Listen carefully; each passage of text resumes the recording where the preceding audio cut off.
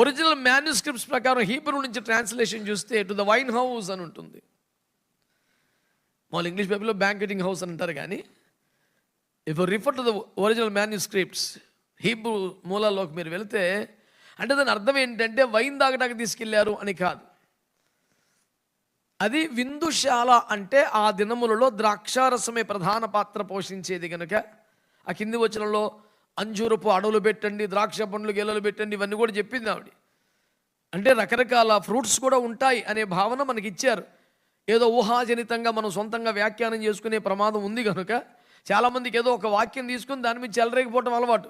అతని భావనలు, ఆశలు, కోరికలను అందులో చొప్పించే దుర్మార్గం ఉంటుంది. అందుకనే పౌలు గారు అంటాడు, మేము దేవుని వాక్యమును కలిపి చెరిపెడి ఇతరుల వలె లేమంటాడు. ఎందుకంటే వాక్యాన్ని బొత్తిగా లేకుండా సొంతం మొదలుపెట్టి ఈడెవడరా సొంత మాటలు చెప్తాడు అంటారని ఏదో ఒక వాక్యాన్ని తీసుకొని దాన్ని అడ్డం